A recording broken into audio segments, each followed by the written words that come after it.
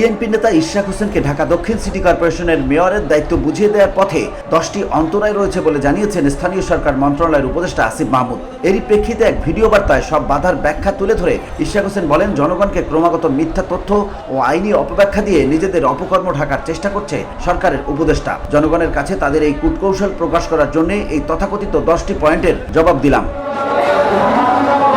মঙ্গলবার সকালে নিজের ভেরিফাইড ফেসবুক অ্যাকাউন্ট থেকে পোস্টে এসব যুক্তি তুলে ধরেন বিএনপি নেতা ইশরাক হোসেন।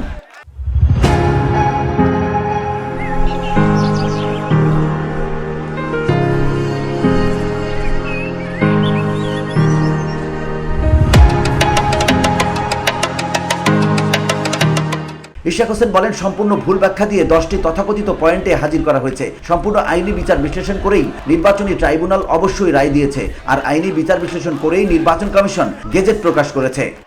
সম্পূর্ণ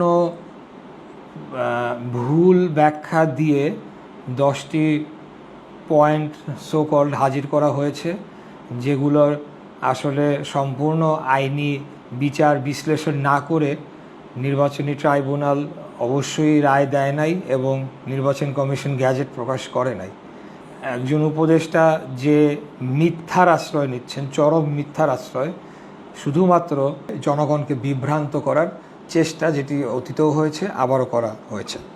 আসিফ মাহমুদের দ্বিতীয় পয়েন্ট ছিল, নির্বাচন কমিশন শুনানিতে অংশগ্রহণ না করায় একপাক্ষিক রায় হয়েছে এবং পরবর্তীতে কমিশন আপিলও করেনি। এই প্রেক্ষিতে ইশরাক বলেন, উক্ত মামলাটি একতরফা রায় হয়নি। মামলার বিপক্ষে পলাতক মেয়র ফজলে নূর তাপস প্রতিদ্বন্দ্বিতা করেন, মামলার জবাব দাখিল করেন, দীর্ঘদিন হাইকোর্টে স্টে করে রাখেন। এ কারণে এটি একতরফা রায় নয়। উক্ত মামলাটি একতরফা রায় হয়নি।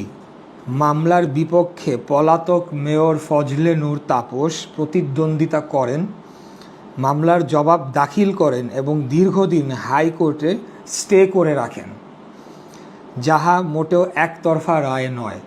এই জটিলতা নিরসনে আইন মন্ত্রণালয়ের মতামত চাওয়া হয়েছে। ইশরাক হোসেন বলেন, তারা স্পষ্টত মাথার ভেতর থেকে জটিলতা তৈরি করেছে, যেন আমি মেয়র না হতে পারি, যার কারণে তারা নতুন নতুন জটিলতা তৈরি করছে। এখন বলছে আবার জটিলতা নিরসনে আইন মন্ত্রণালয়ে মতামত চাওয়া হয়েছে। নির্বাচন কমিশন যথাযথ আইন মেনেই এবং আইনি কোনো অসামঞ্জস্যতা না পাওয়ায় আইন অনুযায়ী গ্যাজেট প্রকাশ করে। এক্ষেত্রে আইনের কোনো ব্যত্যয় ঘটেনি। এখানেও সম্পূর্ণ যে কথাটি বলা হয়েছে একেবারেই পুরোপুরি মিথ্যা, এবং শুধু মিথ্যা না, আমি বলবো যে একটা গর্হিত অপরাধ, যে এরকম একটি রায়কে প্রভাবিত করার জন্য যখন এরকম একটি অবস্থা চলছে, এই ধরনের অপব্যাখ্যা, মিথ্যা ব্যাখ্যা দিয়ে জনগণকে বিভ্রান্ত করার চেষ্টা করা হচ্ছে।